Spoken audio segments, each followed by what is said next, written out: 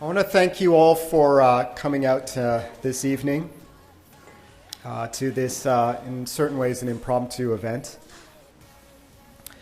I want to begin by welcoming everyone to what is intended to be the opening reception for the Ellen and Warren Tallman Writer-in-Residence program at SFU. My name is David Cheriandy, and I am a member of the Writer-in-Residence Committee, along with Sophie McCall, Jeff Dirksen, Clint Burnham, Christine Kim, and quite importantly today, Stephen Collis. I think it's very important in general, important today as well, to begin by acknowledging our presence on unceded Coast Salish territories. Someone remarked, was it yesterday or today, this ain't Texas. I'd also like to acknowledge previous writers in residence in the room, really Fred Waugh, who is also a reader today, and we're honored to have him here. Yes, absolutely. So I'd also like to acknowledge the support for the Writer-in-Residence program provided from SFU's Department of English, the Canada Council for the Arts, the SFU's Dean of Arts, and the Ellen and Warren Tallman Endowment Fund. And I'd also like to offer an additional note of thanks to the team at SFU Woodsworth, including Heather Blakemore, Andrea Creamer, and Alam Jahal. They really pulled together this truly impromptu event, and they helped support us. So we're honored this year to have as our writer-in-residence for 2014 and 15 the globally renowned writer Rawi Hage, who, in addition to being the writer-in-residence, will also be a Shadbolt Research Fellow, tasked with giving a major public lecture in May that will thereafter be produced as a book. And I hope to disseminate information on that at some later point. Unfortunately, Rawi, who is scheduled to read today, was called back to Montreal in order to attend the funeral of his close friend and primary mentor, John Asfour. John Asfour was an award-winning poet and teacher who lost his vision during the Lebanese crisis of 1958, but went on to author 6 books of poetry in English and 2 in Arabic. Mr. Asfour was a prominent and dedicated teacher in Montreal, and he had a Vancouver connection in being a writer-in-residence at Joy Kogawa House, and also in collaborating with Ellie Gardiner in editing V6A, an anthology of writings from Vancouver's downtown eastside. So we had a problem, essentially. Our featured guest for tonight needed to be out of the city for a very good reason. And things became additionally complicated by the fact that Stephen Collis, an acclaimed writer, a much beloved colleague and teacher here at SFU, and a dedicated member of the Writer-in-Residence Committee, is now confronting with SFU's Lynne Quarmby and 3 others a multi-million-dollar lawsuit from Kinder Morgan for protesting the construction of a pipeline through the Burnaby Mountain parkland. Shame, yeah. Did I hear that? Yeah, shame. Like many, I'm dismayed about this situation. At stake, it seems to me, is the future of BC, our coasts, as well as the right to express opposition to wealthy corporations. I urge you to get informed and to follow this story as it develops, and to support the protests in any way you can. I joked to someone earlier today that I'm personally thinking of suing Kinder Morgan myself because of the lost time and revenue. Steve, being a member of the Writer-in-Residence Committee, he used to help out, and I've had to do a lot of this with Sophie and others on my own, and I think that's worth millions of dollars. I think it's equally legitimate in my lawsuit, in fact.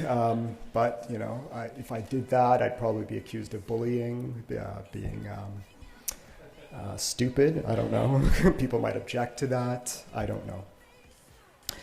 Regardless, with the blessing of Rawi and Steve, the committee, sans Steve, has decided to move ahead with today's event and to find a way of celebrating the work of all three inspiring writers, Rawi Hage, John Asfour, and Steve Collis. Several talented authors have volunteered to read excerpts from the work of Rawi, John, and Steve, and I want to really offer a round of applause to these authors who, with zero notice and for essentially nothing, have agreed most generously to read and present today. And these readers are Kevin Chong, Amy Deff, Jeff Dirksen, Ellie Gardiner, and Fred Waugh. Please,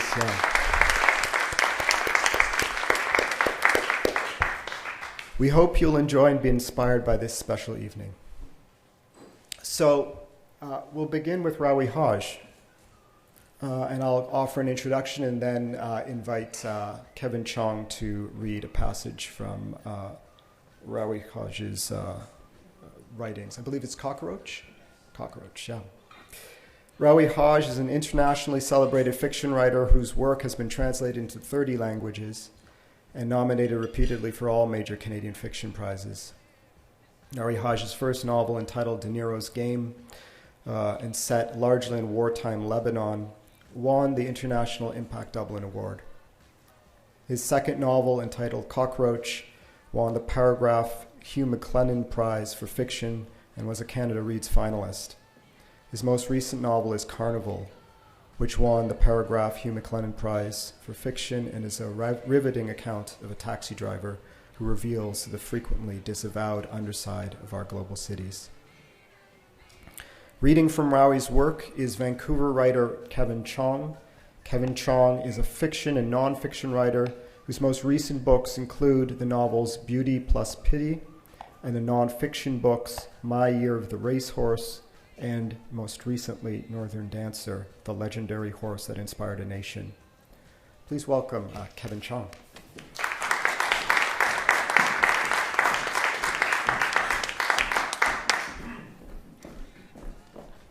Thank you, David. Nice to be in front of you guys all on such a dreary day. Even though it's sad that Rawi can't be here, and I'm sure you guys would much prefer to hear him speak than me, I do think that he, once again, ingeniously designed a night that is of three very disparate writers who are linked by a common cause of speaking truth to power, of representing marginalized voices. And to that end, I want to read from Cockroach, which is the first book of Rawi's that I read. And it had quite an immediate impact on me. I remember reading it and just being propelled by the story and really mesmerized by how he could sort of combine the sort of really erudite sort of European tradition with Middle Eastern storytelling and the legend of Scheherazade. And the main character is an immigrant to Montreal who tried to commit suicide early on and is now speaking to a therapist. I think that's all I need to explain about this scene. It's represented as a sort of a conversation between the shrink, quote unquote Genevieve, and our unnamed protagonist, and there's some stories within that. How was your week? The shrink asked me later that afternoon. Good, thank you. How was yours? What did you do? Did you watch TV? Did you eat a good sandwich? Open an interesting book? Lie on the floor? Walk barefoot? Dance a little? Genevieve smiled at me. How are you feeling? Fine. Any dizziness? Do you ever experience episodes? What do you mean? As if things around you are shifting or slipping. No, I said. You hesitated. You thought about it. Well, yes. But everything shifts, everything slips. Like what? Like everything around us. Walls? Yes, certainly walls. Beds? Does your bed shift? The mirror does. We have medicines now that can help you. I am fine, I feel fine, I said. And anyhow, a mirror never reflects the same image twice. Well, we might have to prescribe something for you eventually. But right now I'm curious about something you said the last time we met. Something about stealing. I remained quiet. Any break-ins lately? No. Well, almost. Almost. I volunteered for something, but in the end I didn't do it. Who do you volunteer for? For Farhood, my gay friend. Why? To settle a score with someone who abused him. But did he ask you to do it, or did you volunteer without him asking? No. Yes. Do you like him? Is that why you volunteered? I like him. Genevieve was silent. No, not that way, I added. Have you ever been attracted to a man? She asked. Not sexually, I don't think. But my mentor was attracted to a man. Genevieve flipped through her notes. Abu Roro, your mentor in theft and crime. Yes, and it killed him. What do you mean it killed him? Do you mean he couldn't come to terms with the fact that he was attracted to men? No, but because of the attraction he was killed. Shot dead. Because people where you come from do not accept gays? Well, yes, but no. It is a long story. I am listening. Well, you see, he was approached by a local gangster, a notorious powerful man, one named Jordak, to do an operation. An operation. Like a medical procedure, Genevieve teased me. No, I said, a kidnapping. Genevieve lifted her head then. I could see her ears turning pointy and poking through her glittering, straight, long hair. She was struggling to keep her eyes from blinking under the weight of her heavy eyelashes. I continued. The gangster gave him the name, address, and photo of the son of a millionaire. Abu Roro was to kidnap the son, and Jordak would ask for a ransom and deal with the negotiation and money collection and all the logistics. A pretty straightforward operation. So one night, Abu Roro waited for the boy in the parking lot of a nightclub. He parked his car next to the boy's car. When the son showed up and pulled out his keys to open the door, Abu Roro stuck a gun into his ribs from behind. He asked the boy not to turn around and shuffled him into the back seat. Naeem, a hungry chap that I had recently met on a bus and introduced to Abu Roro, covered the boy's face with a hood. He blindfolded the boy and tied his hands, and they all drove outside the city to a house on a beach. When they arrived, Abu Roro and Naeem led the boy into the house and locked him in a room and waited for phone calls from Jordak. There was food and alcohol in the house.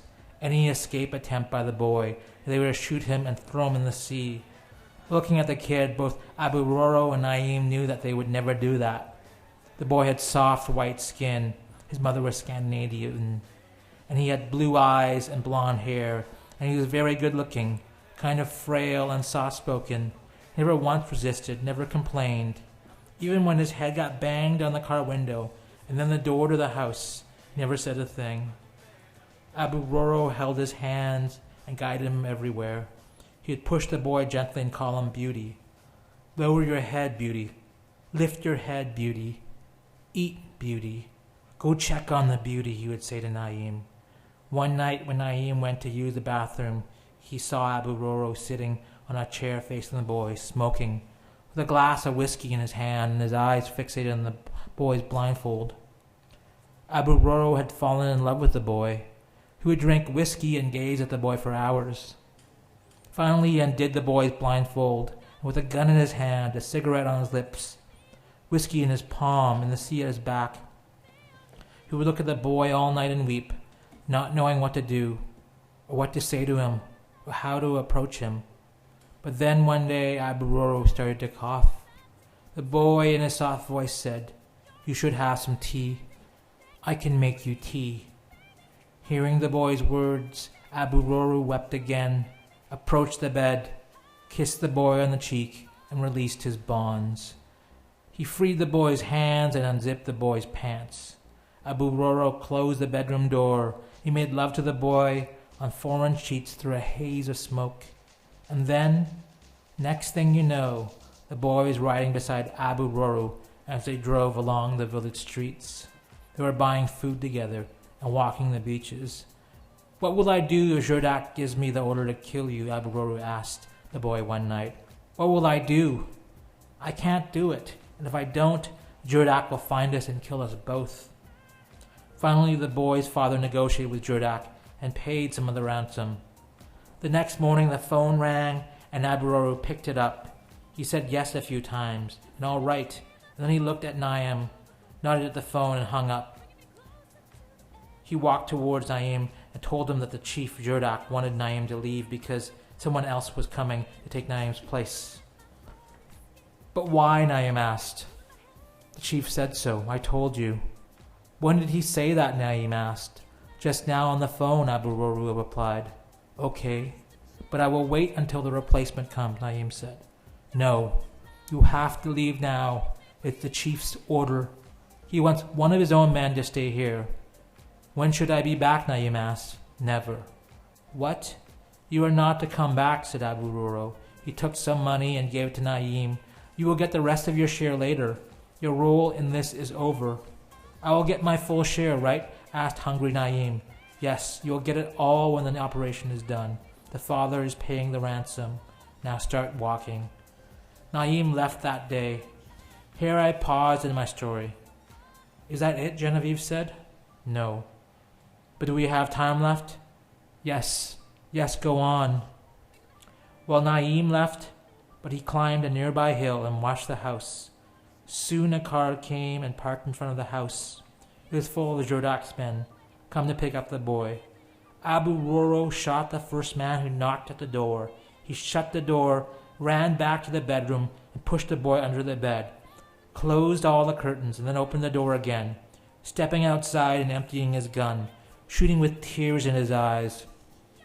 Jordak's men fired back and killed Abu Roro, and the boy was freed.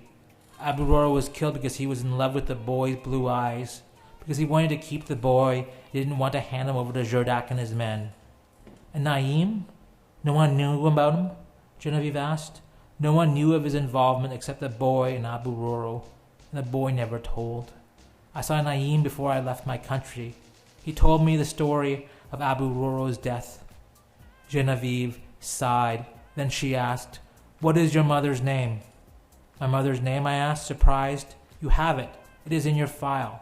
"Well, yes, but I wanted to hear how it is pronounced." "Manduza." "Do you call Manduza now and then?" "She is dead."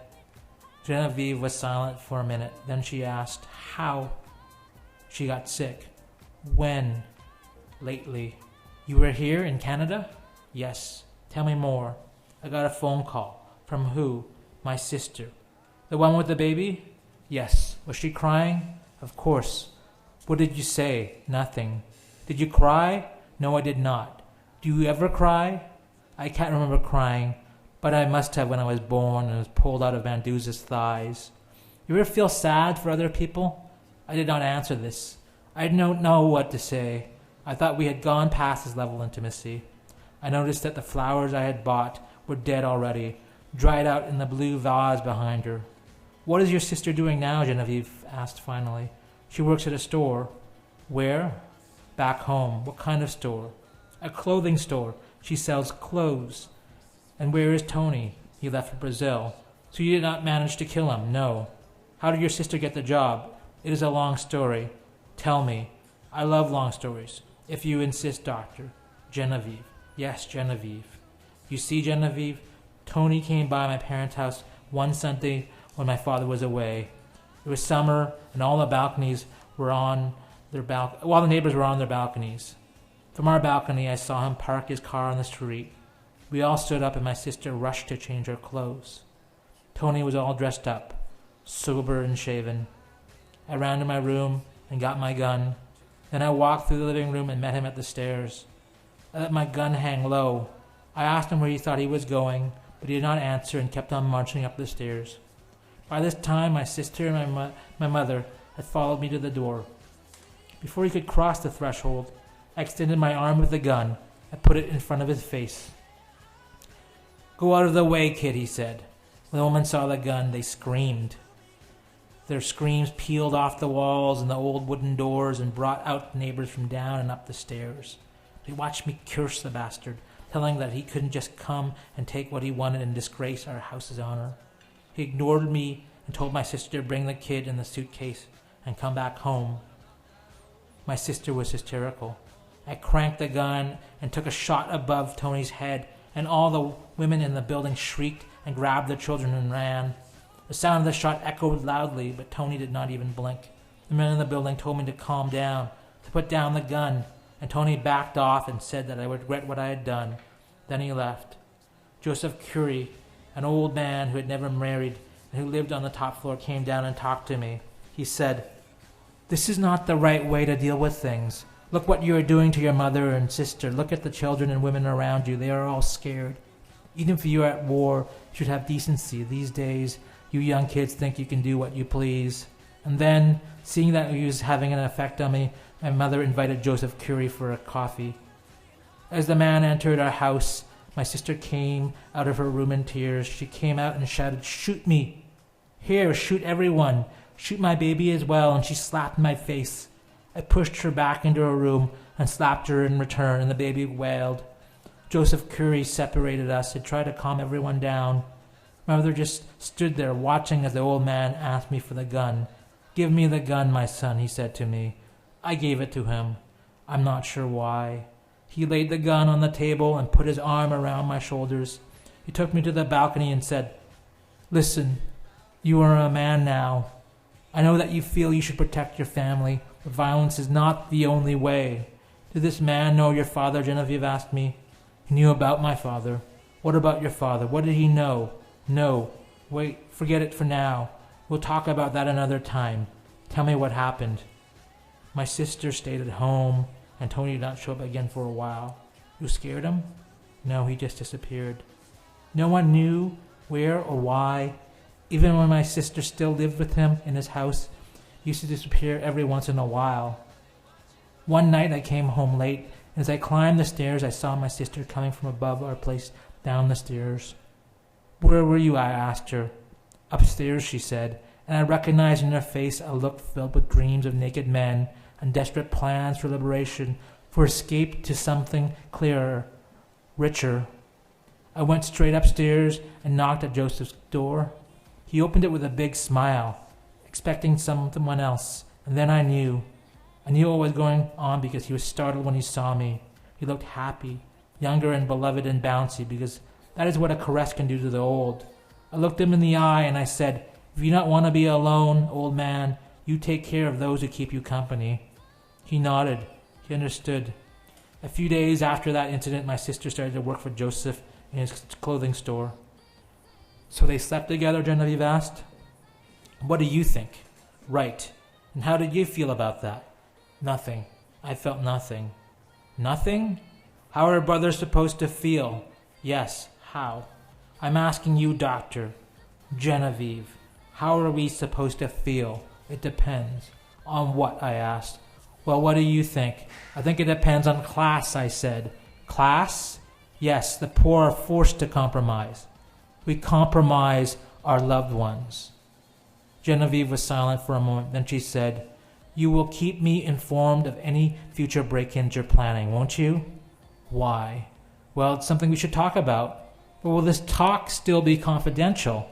"Yes, it will still be confidential, but also something to assess." "Why?" "Because talking about it is part of your treatment." "Because it is exciting, maybe," I said. "For whom?" "For Genevieve." "You can leave now," the doctor said. "I think we are done for today." Thank you very much.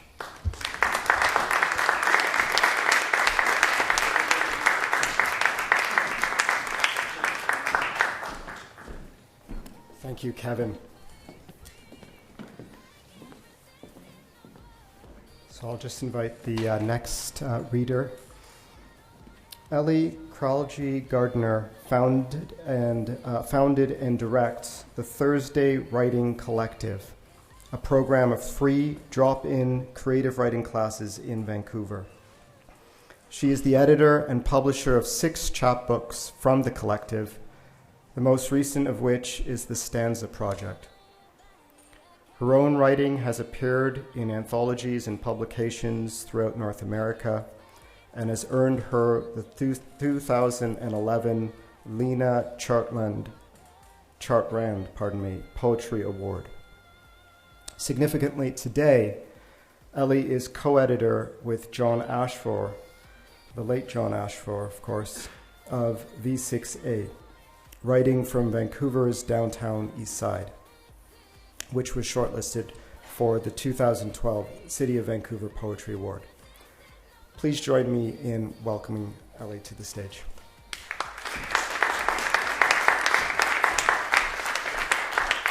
Thank you, David. Can everybody hear me? Is that okay? Okay, great. First of all, it's just such an honor to be here to celebrate Rawi and to congratulate him on his writer-in-residence position, and also to memorialize John Asfour, who's a dear, dear friend, and also to support Stephen Collis. So this is kind of, it's kind of like a pitchfork effect. And it's very interesting to draw parallels and comparisons to the writers, but we'll look at them each on their own terms. So the intersection of social justice and art is a very important one, and John's life was a mix of this. Dr. John Michael Asfour came to Vancouver, as you mentioned, for his writer-in-residence position with the Joy Kagawa House in 2008. And I met him at a reading. He came to hear a Kazakh poet, and Thursdays was reading from our first chapbook. And he immediately knew it was something he needed to be involved with. And so he came to class, and he helped edit our second chapbook. And from there, he had the idea that we should continue our collaboration with V6A. And it's just been a joy to work with him. So I thought what I'd do today is just speak very briefly about his life. I could fill volumes, but I'll give you a thumbnail. And then I'll read 3 of his poems and a little bit of his translation work. Just worth noting that Rawi and I passed, he was coming to Montreal as I had to leave, but in the last days that I spent with John, he was actually quoting individual lines from the poems that he and I had worked on with a lot of the people that I see here today, and some of the other members of the downtown eastside community. So that was pretty good indication that he was passionate about turning and tuning his ear to the margins. And I definitely see that in Rawi's work and also in Stephen's. Okay, so John was born in Aitanit in Lebanon, and throughout his life he carried in his body the shrapnel of a grenade that exploded in his hands when he was a teenager. He found a curious object, like all children do, and he picked it up and it exploded, leaving shrapnel not only in his head but blinding him. So as a child or a teenager, he really wrestled with existential questions quite early. He had a very nimble mind, and he was curious about everything. You couldn't really shock John, but you could come upon him in moments of being astounded by poetry or art or a concept. And it was fantastic to be in a conversation with him and realize he'd already jumped 5 steps ahead of you and was just watching you explore the pathway. He also had a photographic memory, which is kind of interesting, especially we don't think of that in terms of somebody who's lost sight, but it made him a fantastic editor because he could remember the map of the text and he could jump from block to block. One night I called him in the middle of the night forgetting about the time change in Montreal, and I woke him up and he said, no, don't worry, read me the piece. And so I was reading something to him and we settled it and we hung up. The next morning I called him and just to say, that was really good what we did. And he said, what do you mean? He had totally gone back to sleep and forgotten that we had ever spoken on the phone. He was also great with street directions because of his incredible photographic mind. So when we went out together, he was the one who had to decide when we were going to turn. Anyway, John came to Montreal in 1968, and he quickly learned both French and English. He enrolled at McGill, and he succeeded there in English literature, graduated from there and began publishing. He published his first book, Nissan, in 1976 with Fiddlehead. He went on to publish Land of Flowers and Guns in 1981 with DC Books. He went back to McGill to do his PhD, where he struck up a friendship with not only Harry Anderson, but Louis Dudek, who became very important to his development, and likewise, they influenced each other quite a bit. And while he was there, he worked on this incredible anthology called When the Words Burn, which is a huge, groundbreaking anthology of modern Arabic poetry that John translated himself. The book was published by Cormorant Books in 88 and 92, as well as by the American University in 92 in Cairo and the University of Ankara in 94. And it was shortlisted for the Canadian League of Poets Award. So just keep in mind that he was doing this before computers. So, and he would get his father to read these texts that he wrote away for, and his father would tape record the Arabic so that John could hear the tones, because in Arabic you need to know the tones. So he would get these tape cassettes that his father would laboriously read, and he would listen to them over and over and then speak them to an English scribe who would take care of them. From that, he went on to publish One Fish from the Rooftop in 92 with Cormorant. This won the F.G. Bersani Literary Prize. And he translated with Alison Birch a volume of poems by Muhammad Al-Maghut entitled Joy is Not My Profession with Vehicule Press in 94, and that was shortlisted for the John Glasgow Award. Fields of My Blood with Imperial Press in 97 won the Joseph Stafford Award. His next project was translating The Metamorphosis of Ishtar by Nadine Lataif from the French and into English with Guernica Editions. And then his most recent book, Blindfold, with McGill Queen's University Press, came out in 2011 and was nominated for a Relit Award. And it was also selected as like a Best Cover Award, and it went touring around the country. So he was quite pleased with that. Okay, and he has 2 books of translation coming out this year. John was by no means done. He had a lot happening. He didn't want to leave. He has a book of Arabic translations that from Arabic into English coming out, and also French into English, the works of other people. So those are something to look forward to. He was a professor. He taught at McGill and Concordia, and he's treasured his time. He spent a lot of it with students, and this was a real people person. He loved being on one-on-one and talking about people's texts. He was committed to his community, and he tirelessly advocated on behalf of immigrants and victims of prejudice. He advised friends and their children on education and career plans. He contacted MPs. He translated documents. This work continued up until his very last moments. And he honestly just did not know another way to be. He said, if I can help, I will. And he had, thinking of Stephen during this, he had a lot of experience balancing activism with his personal life. During 9/11, he was the president of the Canadian Arab Federation, and he would go to Ottawa several times a week to contend with political claims, and his family bore the brunt of this, not just in inconvenience, but also they received a lot of personal threats. And so he really knew what it was to live by one's convictions.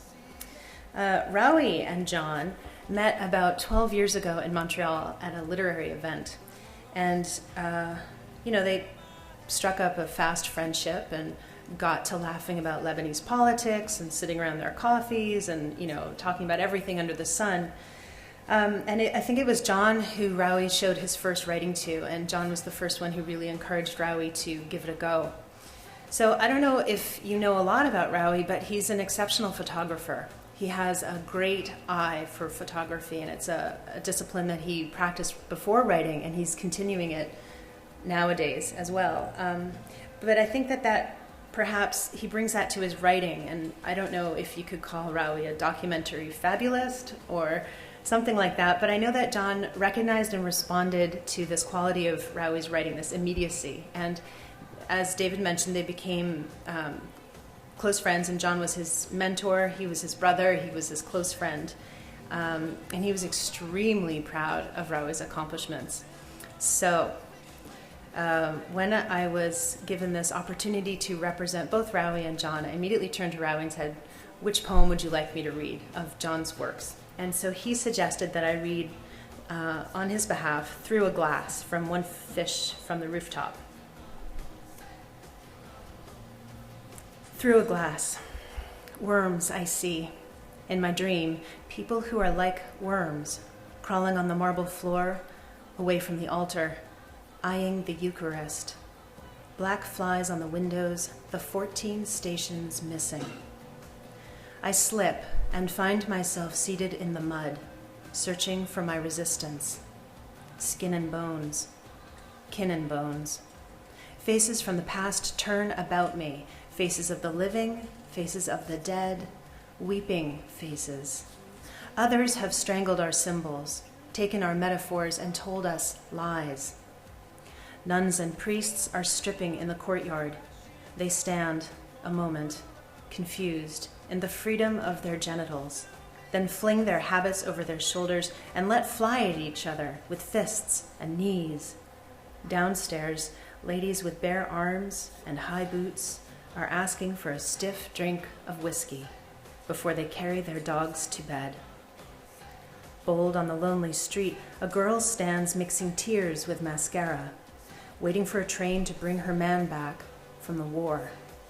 But when the train comes, out crawl angleworms, caterpillar, spileworm, tapeworm, roundworm, armyworm, cankerworm, cutworm, tobacco worm, worms from schoolyards and out of used coffins, feeding on tea bags and rotten shirts, pinworm, earthworm, tomato worm, twisting, pointing like dead trees on the mountain, woodworm, glowworm.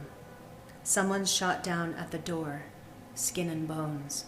Here come all the trucks of the world, loaded with machine guns for export to the east. The wheels of the trucks squeal in chorus. The drivers lower their heads and cross horns. What's this? The aged bridegroom creeps up the aisle, his bride in a scarlet dress. Later they drop by the morgue to burn all their pens and pencils. I wake up, go back to sleep, see tree roots bursting out of rocks, clouds packed inside my linen chest, and water pouring from my books. My hand closes on someone's pillow, now a mound of bones. Women and men ride elevators, and I with them. A strange smell fills the air, and I smile, refusing to explain myself. Hair thins out on the top of my head and shoots from ears and nose. My aborted child cries to me from the abortionist's lab. I am finally sharing and contributing to the human ordeal. I convince you that a visit to the doctor is the best solution under the circumstances, and in my dream, I see you lying on the table, bleeding. Among John's influences or loves was the poet William Carlos Williams, and he also combined a busy professional life with art. I think John really admired Williams' plain use of language, and while social justice was a part of John's work, it was not the driving force. Poetry and music, he played the oud, the Arabic lyre, and sometimes he would play it at his own readings. He would ask somebody to read his poems, and he would play the oud. Anyway, music and poetry were a respite for him. He wrote about the human condition and about failures and troubles, but poetry was also a place to encounter the sublime. So I'll read from Fields of My Blood, a poem called Cradle Song.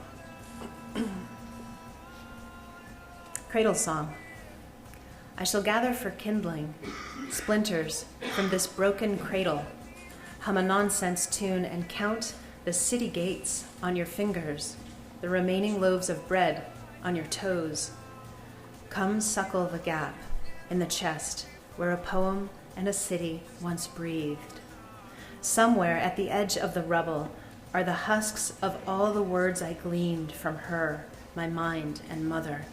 I've cracked and eaten them. Sleep, love, near the tiny blaze I've built from her remains, and I will hum until the tanks pass by. Sleep in the ditch I've dug to hide you when I'm gone. John also really loved James Joyce, and in Blindfold he quotes Joyce at the very beginning, and the quote is, "For the eyes they bring us nothing. I have 100 worlds to create, and am only losing one.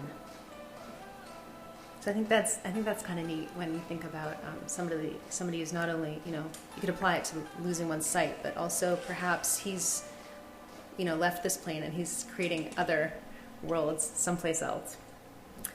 Okay, so I'm going to read this poem called In the Metro, and this will be the last poem of his I read. He loved reading this. He would always giggle. He was like quite devilish, and he loved to sort of tease people. So,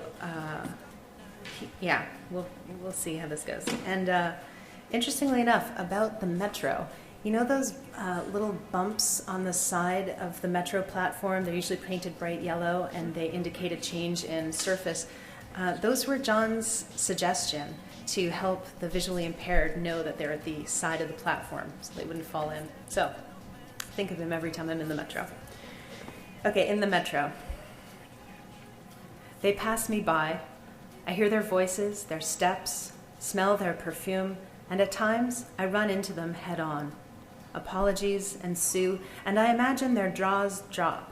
Their minds race to make a comment or alter their reaction to rush and offer assistance instead of a dam. Some jump out of my way as my cane bruises their ankle. Others ignore me, and some squeeze my arm, ready to lift me off the ground. I am the darling of the Metro riders. My cane taps its way to the door, finds an opening, and many jump to offer me a seat. Dear ladies, kind gentlemen, thank you. This is humanity at its best, I'd say. This is humanity at the peak of refinement. I can hear their brains humming. I watch them watching me. Dark glasses prevent me from seeing their eyes. Their urban clock ticks away their own stress and sidetracks them from seeing beyond my external self.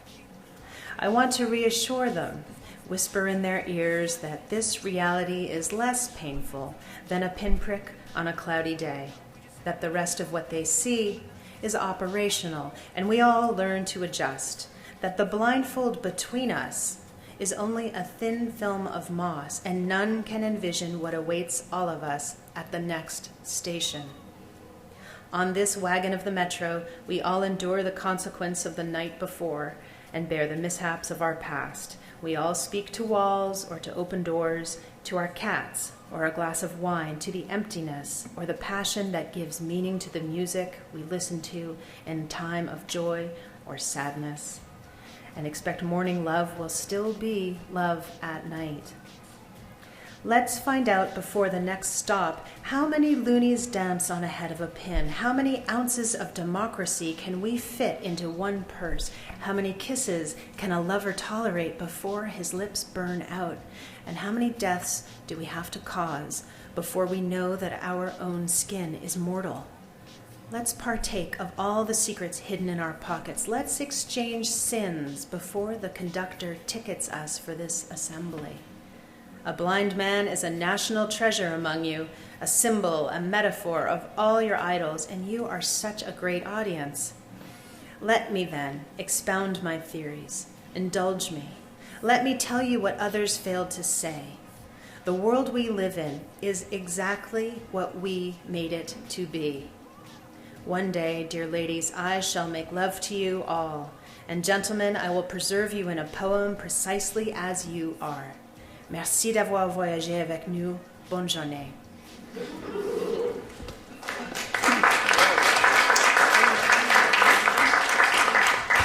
So one of the books John has coming out is a translation from the Arabic to the English by a Syrian poet named Faraj Bayraktar. The book is going to be published by Guernica Editions, and it's called Mirrors of Absence. Bayraktar is an interesting man. He is currently living in Sweden, but he passed about 14 and a half years in 3 different prisons in Syria and was tortured, barely escaped with his life, was held in prison and solitary, and yet found a way to write. He found a way to smuggle his poems. And what he did was, when he was denied paper, he began to scratch out his poems with a toothpick dipped in tea on onion skin. And he would pass these to his friends in the yard when he had 1 hour out to mingle and get some exercise. And when they realized what he was doing, they took that away from him too. And he worked on his poems in his head, and he committed them to memory, and he passed them to his friends word by word, making sure they committed them to memory. And then when those friends had visitation, they would make sure their wives or family also committed those poems to memory. And when they got home, the visitors would write them down, and that's how these poems came to be published and that they survived. So Bayraktar's most recent poetry collection in Arabic begins with a quote that I think is, I think it speaks to a lot of things that are happening around in the world, but it is, "The freedom within us is larger than the prison that holds us." So originally Bayraktar was thrown into jail for publishing a literary magazine. This was his big crime, was to pursue art. So I don't know if all of you know this, but today in trial, Stephen Collis's own poems were read as testimony against him. So let us not be facile about what happens in other places. Let's realize that it's happening here already. Okay, so as you can imagine, somebody who is passing their poems word by word, they're not going to be writing epics. They will be writing something smaller and something Spartan, and that means that they're no less beautiful. But here are 4 snippets, and these were ones that John and I just read them a couple days ago together, so I know that they're his favorites. And I grouped a couple of them by a bird theme for some reason. Okay, so they just have numbers as titles. So number 34. Now I measure my age with 46 dances at the edge of a precipice, and my poems do not articulate me any more than an arrow articulates the bird to which it sails. 53. My body is packed with swallows and skylarks, bee-eaters and herons, crowned sand grouses, seagulls, and eagles. But each time I cross a path, a bird falls from me. Here I am at the edge of the precipice, and I do not have one bird. 54. One bird is enough in order for the sky not to fall down. 93. A little while ago, I squeezed an orange that looked like my heart. I added a bitter alcohol that tasted like the past to the juice. I took a deep breath and lit a long, thin cigarette.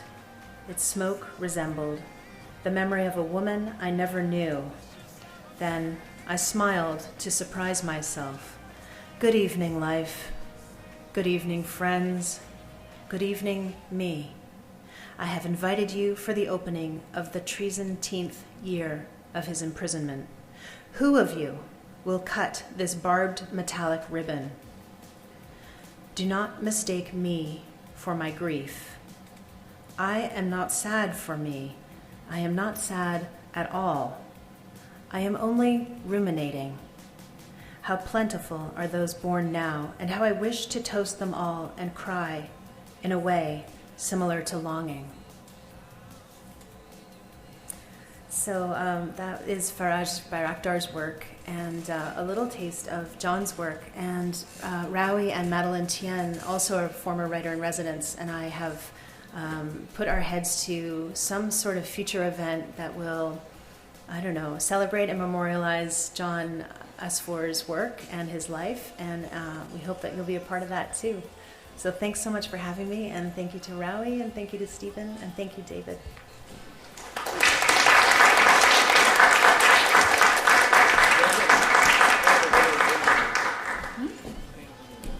Thank you so much, Ellie, for helping us begin to honor the passing of the great and inspiring John Asfour, and for riveting us to the stakes of reading and writing and the preciousness and importance of that act, those acts. So the last person we'll hear of today is Stephen Collis, who is, of course, a critic, fiction writer, a poet. He's done it all. He's an activist who is incredibly prolific and in many ways unstoppable. His recent books include the award-winning On the Material, winner of the Dorothy Livesey Poetry Prize, also To the Barricades, The Commons, and in a non-fiction work, his writings on the Occupy movement is collected in a book entitled Dispatches from the Occupation. I'm struck. I didn't know that his poetry was read against him in trial today. That's the first time I've heard this. I want to know what those poems are and commit them to memory, maybe. So helping us honor Steve Collis in the fight he's facing along with others equally courageous in taking a stand on Burnaby Mountain is first Amy Death. Amy Death was born in Suffolk in, how do you say that? Suffolk. Is that really it? Okay. Thank you. In 1985, I'm sorry, I'm reading directly from it. It's irrelevant. I just cut and paste so quickly coming here. I'm sorry. That's stupid. Anyway, it's studied at the University of East Anglia, UK, and in Philadelphia before moving to Australia and then to London.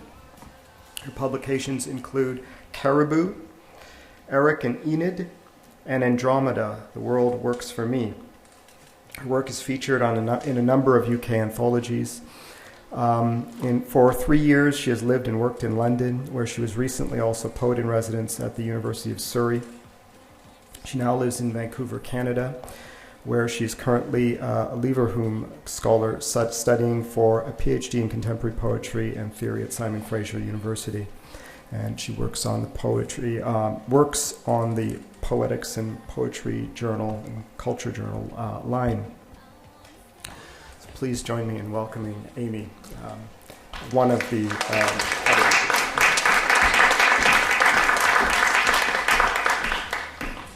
Thank you, David. I'd like to acknowledge that we're here tonight on the traditional and unceded territories of the Musqueam, Squamish and Tsleil-Waututh First Nations. And I'm particularly grateful to the First Nations communities tonight for their part in defending Burnaby Mountain against Kinder Morgan. So, along with Steve and all the other courageous people up there and in court today.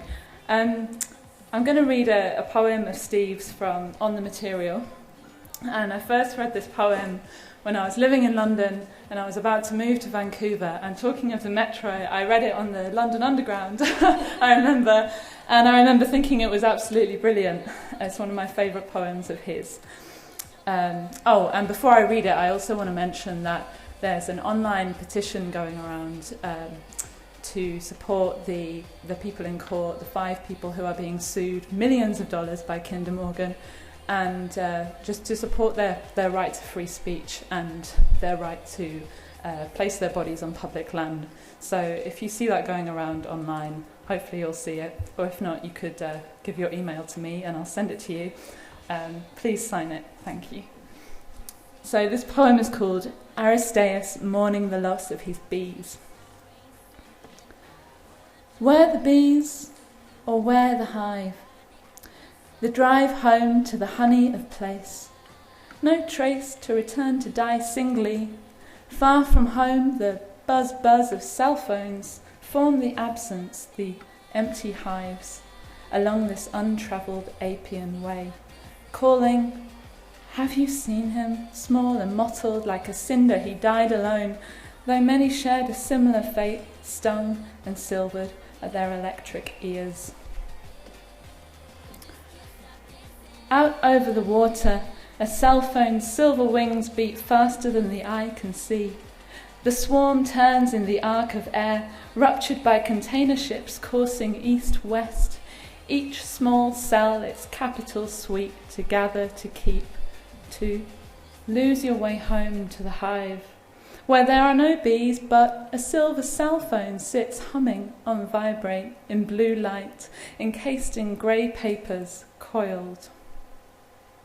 Bees are interrupted, transmissions drops, calls to the colony, like, did you hear me when I said we are in a good deal of trouble globally, and the night set the sea above mountains blue with flowered fields, and your cell was the only light left to light the way back out of whatever it was we were left with, shuttling commodities. Were the bees or pollen fallen, the honey pours from the mouths of dead poets. There are cells in every city, terror-stricken. The locus is links, chains of communication. The bees have gone inactive as the fields have turned electric. The pulses beat against the heads of poppies and puppet regimes in fields of force. I meet a bee, exhausted and far from its hive. Weak it gasps, "Hold my calls!" I call, but the bees I know aren't there. Their accounts emptied, small hollow bodies found far from the hives. Along highways, containers pass on the backs of trucks, sick with chemical and bacteria borne. A single hole in each tiny head, execution style, their cell phones checked for. Any final calls? I got home just after the truck leaves. Too late. Our home is no longer ours, a cipher of no place, or my bees have left me with a bitter pill to swallow. I have seen them swarm or singly falter along a dusty window ledge. Alone as nothing, the bee buzz keeps coming. My solitude is bundled and has a camera built into it. Keeping you connected means receive this alone. Unable to raise a host of foragers, they die somewhere, flying all night and dropping one by one as exhausted pellets upon petals that closed with the dew. But the bees are not math, a memory, no photograph. The calipers used to remove the corpse or set the chip in place are covered with honey. A meadow remains, a bee sting on the bride's foot, a river with a severed head, still talking into its Orphic cell, floating down to the sea, singing its plaintive ringtone, to which no bees respond. Thank you.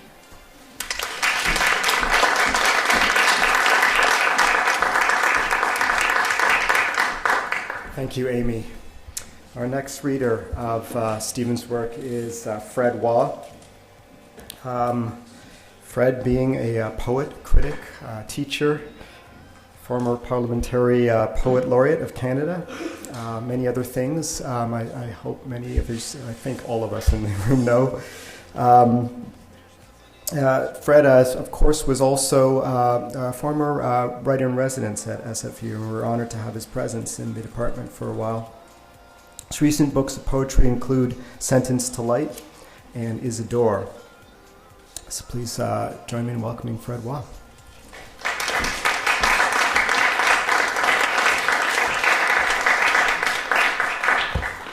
Thanks, David.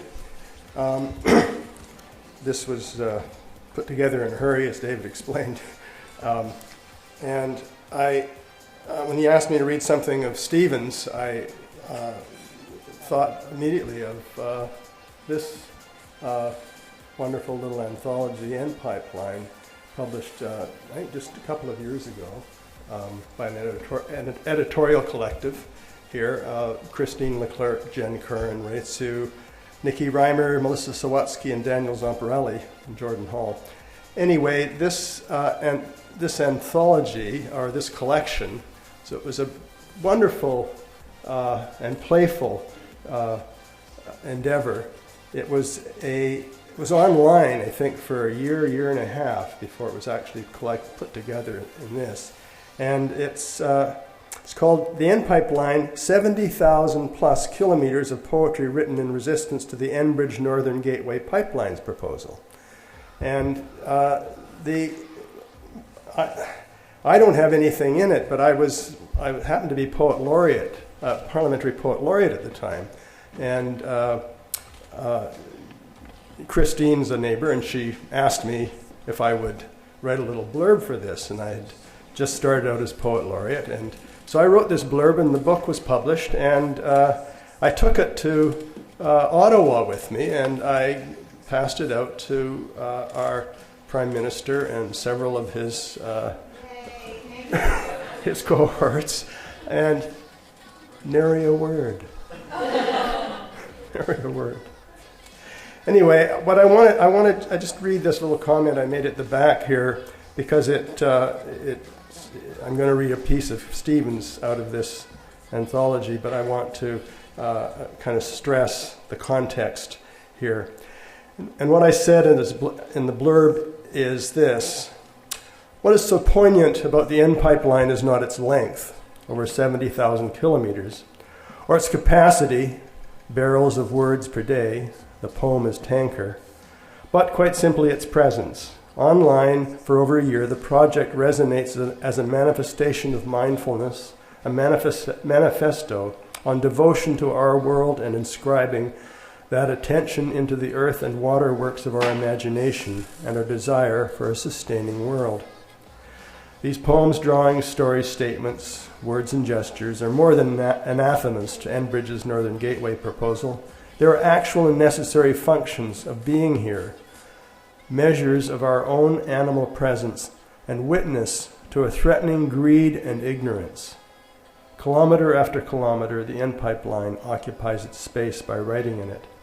And Steve Collis's piece in here, the piece in here that I'd like to read, he has a couple of pieces in here, but this one I thought was appropriate to this particular evening in this location. It's called Dear Goldcorp, and it's 1,707.14 kilometers. That's the measurement on the N pipeline.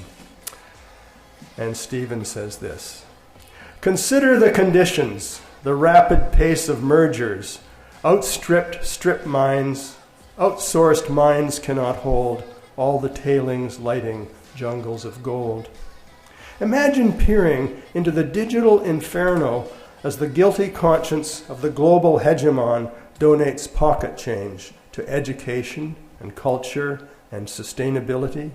The stains of this coloring, the sidewalks a gentrified gold. Now step back from the precipice. It's just a poem. After all, just culture tearing itself up out of love and complicity with mergers and acquisitions. Red Lake, sodium sulfate, polluting Los Filos and San Dimas. It's a fucking gold mine. The accumulation just doesn't get any more primitive than this.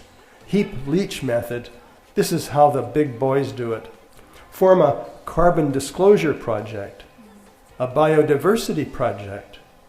Talk sustainability, but pollute the shit out of it. Move people and profits around like plastic risk pieces. Drain lakes and divert streams, poison wells and remove mountains, clear forests and indigeny. Pshaw! Don't touch the legal tender parts, the heap money method, the drive campesinos from their land and homes method. Carbon increase project, biodestruction project, sustainability report, blatant lies report. Spills from the slurry pipeline, seepage plumes under water clouds of powder, traveling on the wind, ammonium arsenic, cadmium mercury, an elemental chart, drawn Canada down. Dear fucked up machinery of love and consumption, we need to extract the extractors from our midst, repeal the dirty money donated, but we also need a way out of the gap we've fallen into, that capital has forged between what it is and what we might project outside. While outside this, gold bars clink in critical spaces, while digitally we are declared defunct, or at least less profitable, less sustainable, less material too. So don't forget your lyric valuables as you escape the disaster with all the cultured pearls and golden fleeces. You can carry, dear Cold Corp, dear donor, dear open pit abyss. The shudder you feel is all of us, leaving our chairs at once and heading someplace maybe you can't just buy your way in or out of. Thanks. Oh. By the way, if anyone doesn't have this and would like a copy, it's here. You can have it.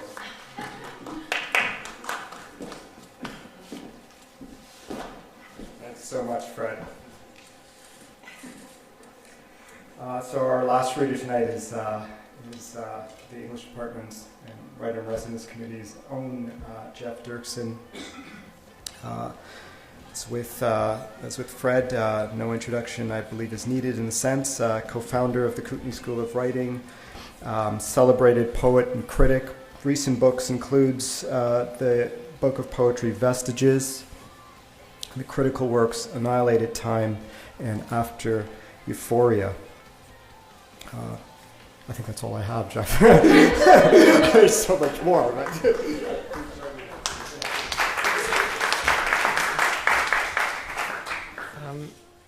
Thanks everyone for coming tonight, and it's really been touching and moving to hear of the friendship and solidarity between Rawi and John.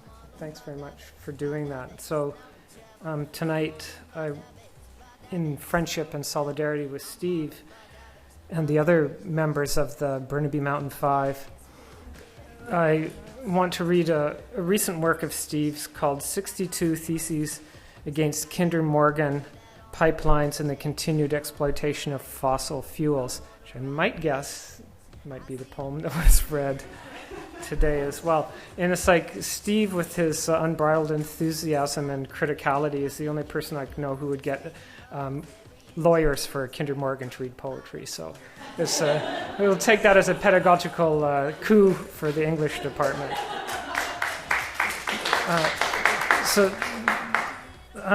This poem was written, as a series of statements in a sense, but it's also written, I think, to be read out of a bullhorn and up on Burnaby Mountain. But I want to point out that Steve's doing something tricky here. I'm going to read section 11, always key theses 11, right? I'm going to read from 11 to 31, and they all begin with the phrase because. And so what Steve's doing here is echoing a poem from 1760 by Geoffrey Smart, a poem of his called Jubilanti Agnos.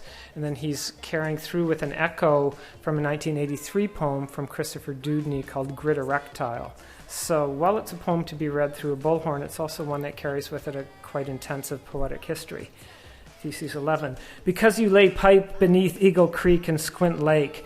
12. Because you lay pipe beneath Stony Creek and Lost Creek, beneath 58 Heron and Dynamite Creeks, and beneath Silver Creek. 13. Because you lay pipe beneath great blue herons, red-tailed hawks, belted kingfishers, red-winged blackbirds, and the occasional pheasant, river otter, beaver, and raccoon, beneath cutthroat trout and spawning salmon, beneath black-tailed deer and coyote. 14. Because you lay pipe beneath big leaf maple, red alder, western hemlock, western red cedar, Douglas fir, salmonberry, Indian plum, and red elderberry. 15. Because you lay pipe beneath Forest Grove Elementary School, South Side Community Church, and the homes of Drew and Gail Benedict, Allison Strone, and the entire Dhaliwal family, amongst others. 16. Because 55 species of fish use the Port Moody Arm Basin for loafing, foraging, in-migration and out-migration, and for all or other parts of their life cycle ecology.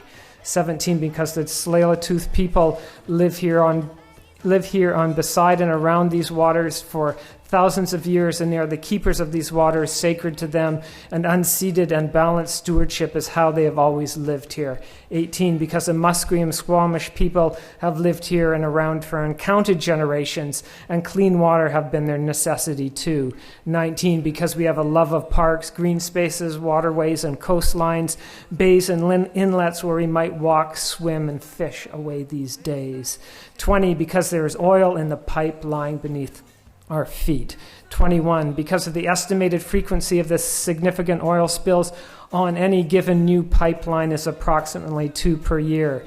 22, because the diluted bitumen which Kinder Morgan pipes here beneath your feet is moved at much higher temperatures and under higher pressure, localize our economies and do without than conventional oils, is more corrosive than conventional oils. 23, because the diluted bitumen spill occurs, the chemical condensate evaporates, resulting in toxic airborne vapors and the release of carcinogenic benzene and hydrogen sulfide into low-lying areas and waterways. 24, because the bitumen, once separated from its condensate, sinks to the bottom of bodies of water, impacting the very base of the food chain, and all the existing methods of spill recovery are based on surface removal by booms and by burning. 25, because in July 2007, Kinder Morgan's Trans Mountain Pipeline burst at the intersection of Inlet and Ridge Drive, spilling 250,000 liters of crude oil into streets in the front and backyards of homes and the Dynamite Creek, and eventually into Burrard Inlet. 250 residents were evacuated and $15 million spent on cleanup. It could have even been worse, and it is.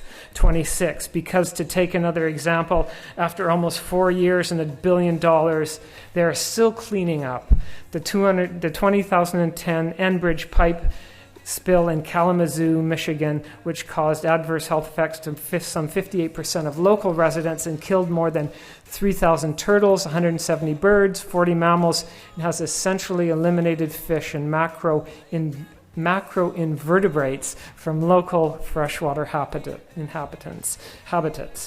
27, because, as Rex Weiler once said, every drop of oil you spill onto the water still spills into our atmosphere as carbon dioxide, adding to global climate change.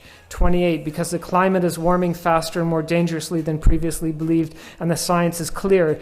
This is anthropogenic climate change, and even NASA and the UN are warning of the potential damage of the industrial civilization due to unsustainable resource extraction and the increasingly unequal distribution of wealth. And I learned this from 12-year-old Takaya Blaney.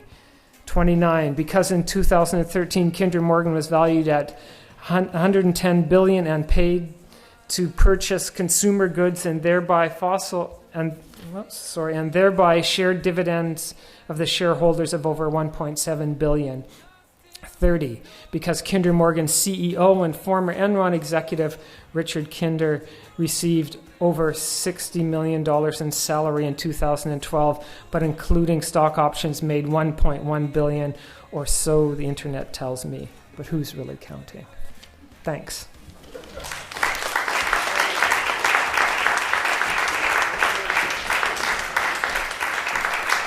Thank you so much, Jeff. I just want to close by thanking all of the people who agreed to read tonight. This is an act of great generosity and I would say friendship. Thank you very much for being here. Readers, thank you all for attending this changed program. I hope we stay in touch and continue to talk about the questions and concerns that have been raised today. Thank you.